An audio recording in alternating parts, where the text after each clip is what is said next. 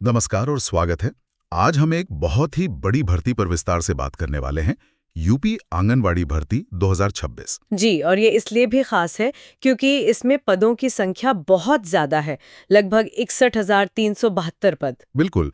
और ये भर्ती बाल विकास सेवा एवं पुष्टाहार विभाग यानी आईसीडीएस उत्तर प्रदेश की तरफ से है। आज की इस पूरी चर्चा में हम इसकी योग्यता से लेकर आवेदन और चयन प्रक्रिया तक हर पहलू को समझेंगे। तो चलिए सबसे पहले इस भर्ती का एक छोटा सा ओवरव्यू ले लेते हैं। जी, तो जैसा हमने बताया, विभाग का नाम है इंटीग्रेटेड चाइल्ड डेवलपमेंट सर्विसेज यानी आईसीडीएस। और कुल रिक्तियां हैं 61,372। हाँ, और ये सीधी भर्ती होगी, मतलब इसमें कोई परीक्षा नहीं होगी, जो कि सबसे महत्वपूर्ण बात है। और ये भी कि भर्ती जिलेवार होगी यानी डिस्ट्रिक्ट वाइज। बिल्कुल।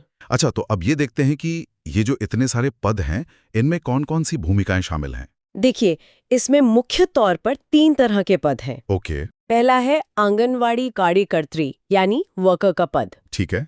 दूसरा पद है आंगनवाड़ी सहायिका मतलब हेल्पर का। और तीसरा? और तीसरा है मिनी आंगनवाड़ी कार्यकर्त्री यानी मिनी वर्कर का। यहाँ एक बात साफ कर देना जरूरी है, जो बहुत लोग पूछते हैं, क्या पर्यवेक्षक यानी सुपरवाइजर के पद भी इसी में शामिल हैं? नहीं, ये एक बहुत जरूरी बात है। सुपरवाइजर के पद इस भर्ती में शामिल नहीं है। ये भर्ती सिर्फ इन 3 पदों के लिए ही है। ठीक है, तो ये बात क्लियर हो गई। अब जरा जिलों के हिसाब से वैकेंसी पर आते हैं। हाँ, क्योंकि हर जिले में पदों की संख्या अलग-अलग है। जैसे कोई उदाहरण दे सकती हैं? जरूर, जैसे गाजीपुर में हेल्पर के 1352 पद हैं, तो वहीं बदायूं में हेल्पर के 1317 पद हैं। और लखनऊ में भी शायद काफी पद हैं। जी, लखनऊ में हेल्पर के 1106 पद हैं। इसी तरह फिरोजाबाद में वर्कर के 202 और सीतापुर में हेल्पर के 1408 पद हैं। और मतलब अपने जिले की सही जानकारी के लिए आधिकारिक विज्ञप्ति यानी ऑफिशियल नोटिफिकेशन देखना बहुत जरूरी है। एकदम सही, उसके बिना अप्लाई नहीं करना चाहिए। चलिए अब आगे बढ़ते हैं और सबसे जरूरी चीज यानी तारीखों पर नजर डालते हैं। हाँ, ये बहुत ध्यान देने वाली बात है। नोटिफिकेशन और एप्लीकेशन नवंबर 2025 में ही शुरू हो गए थे। लेकिन सबसे बड़ी बात यह है कि आवेदन की जो अंतिम तिथि है वो हर जिले के लिए अलग है। बिल्कुल, कोई एक कॉमन लास्ट डेट नहीं है। जैसे सहारनपुर की अंतिम तिथि 4 मार्च 2026 है, चित्रकूट की 22 फरवरी 2026 थी और कुशीनगर की 31 जनवरी 2026 थी। तो हमारी सलाह यही रहेगी कि सब लोग अपने अपने जिले की अंतिम तारीख आज ही चेक कर लें। बिल्कुल, इंतजार बिल्कुल ना करें। अब आते हैं पात्रता यानी एलिजिबिलिटी पर। कौन आवेदन कर सकता है? इसमें 2 मुख्य शर्तें हैं। पहली तो लिंग को लेकर कि सिर्फ महिला उम्मीदवार ही आवेदन कर सकती हैं। जी हाँ, ये भर्ती सिर्फ महिलाओं के लिए है। और दूसरी और सबसे महत्वपूर्ण शर्त है निवास की। उम्मीदवार को उसी ग्राम सभा, वार्ड या न्याय पंचायत का निवासी होना अनिवार्य है जहां के लिए वो आवेदन कर रही हैं। अच्छा, तो मतलब कोई किसी दूसरे वार्ड के लिए अप्लाई नहीं कर सकता? नहीं, बिल्कुल नहीं। अगर ऐसा किया तो फॉर्म सीधे रिजेक्ट हो जाएगा। ये नियम बहुत सख्त है। ठीक है।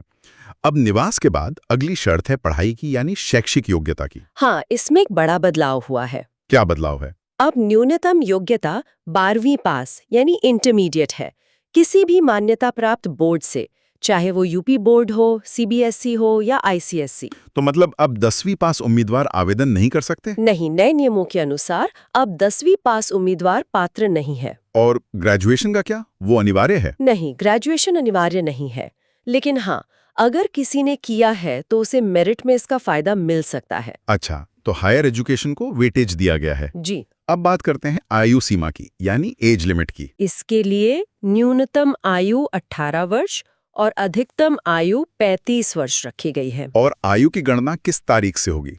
आयु की गणना 1 जुलाई 2025 को आधार मानकर की जाएगी। और क्या इसमें कोई छूट भी है? हाँ, एससी, एसटी, ओबीसी और विधवा या परित्यक्ता महिलाओं के लिए नियमानुसार आयु में छूट मतलब एज रिलैक्सेशन भी उपलब्ध है। चलिए अब उस सवाल पर आते हैं जिसका सबको इंतजार है, सिलेक्शन प्रोसेस। जब परीक्षा नहीं है तो चयन होगा कैसे?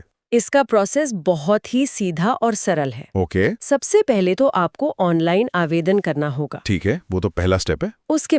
उसके बाद आपके 10वीं और 12वीं के अंकों के आधार पर एक मेरिट लिस्ट तैयार की जाएगी। और फिर अंत में जिन उम्मीदवारों का नाम मेरिट लिस्ट में आएगा उनका दस्तावेज सत्यापन यानी डॉक्यूमेंट वेरिफिकेशन होगा। बस इतना ही? जी हाँ, कोई परीक्षा नहीं, कोई इंटरव्यू नहीं, ये एक सीधी भर्ती है। ये बहुत दिलचस्प है।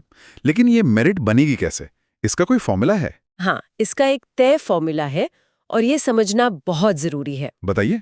फॉर्मूला है 10वीं के प्रतिशत और 12वीं के प्रतिशत को जोड़कर उसे 10 से भाग दिया जाएगा। अच्छा, तो मतलब 10वीं और 12वीं के मार्क्स के परसेंटेज को जोड़कर मेरिट बनती है। एकदम सही।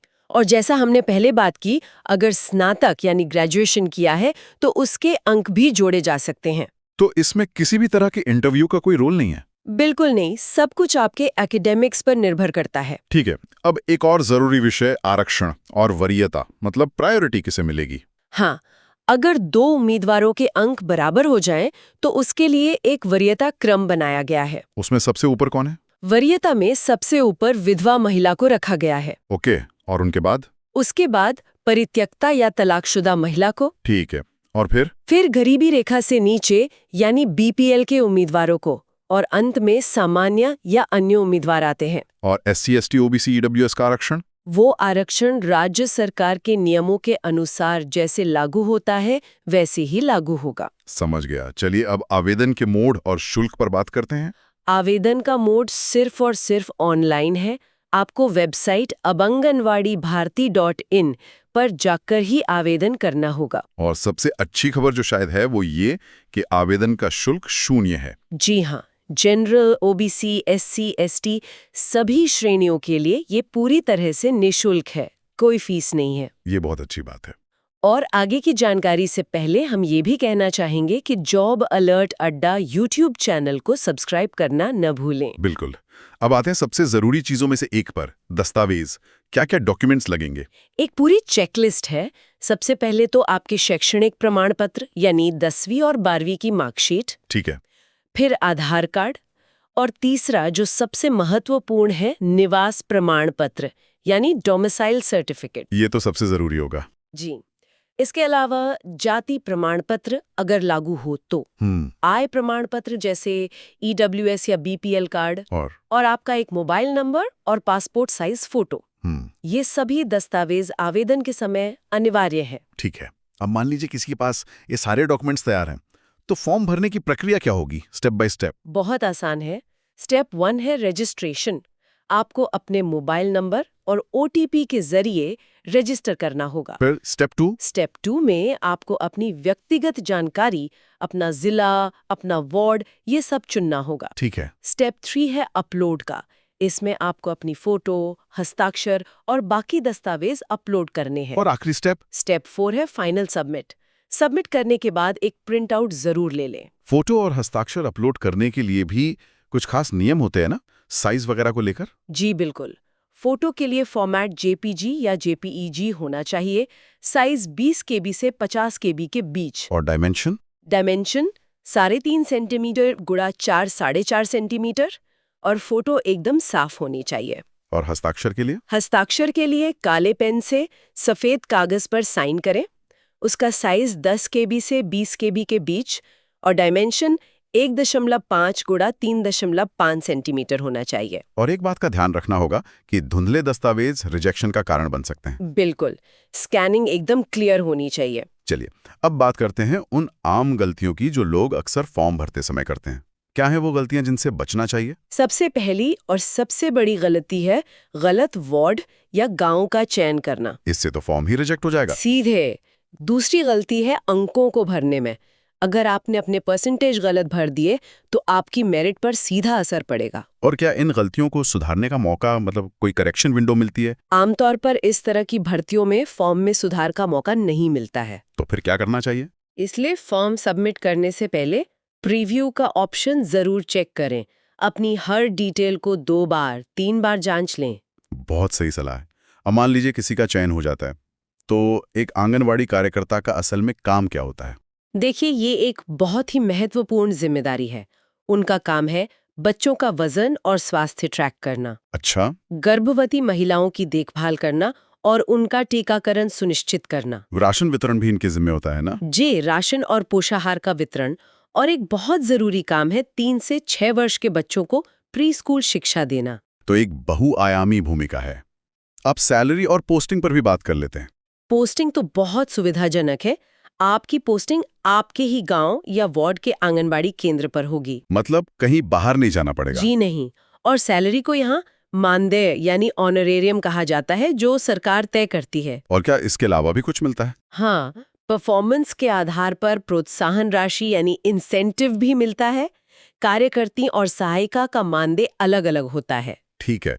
पूरी प्रक्रिया होने के बाद रिजल्ट कब तक आ सकता है? इसकी कोई टाइमलाइन है? उम्मीद है कि आवेदन समाप्त होने के 1 से 2 महीने के बाद मेरिट लिस्ट आ जाएगी और ये लिस्ट जिला स्तर पर जारी होगी। तो पूरी प्रक्रिया इस तरह होगी: पहले मेरिट लिस्ट, फिर डॉक्यूमेंट वेरिफिकेशन, फिर ट्रेनिंग और फिर ज्वाइनिंग। बिल्कुल। रिजल्ट के लिए वेबसाइट को लगातार चेक करते रहना होगा। तो चलिए अब इस पूरी चर्चा को समेटते हुए कुछ अंतिम सलाह देते हैं। मेरी सबसे पहली सलाह तो यही है कि ये स्थानीय महिलाओं के लिए एक शानदार सरकारी अवसर है। खासकर उनके लिए जिनके 12वीं में अच्छे नंबर हैं। जी हाँ, उन्हें तो जरूर अप्लाई करना चाहिए और अंतिम तिथि का इंतजार बिल्कुल ना करें। अधिक जानकारी के लिए वेबसाइट upanganwadibharti.in पर जा सकते हैं। बिल्कुल। तो आप सभी को हमारी तरफ से शुभकामनाएं। Best of luck. उम्मीद है ये जानकारी आपके काम आएगी और ऐसी ही और जानकारियों के लिए जॉब अलर्ट अड्डा YouTube चैनल को सब्सक्राइब करना ना भूलें। धन्यवाद।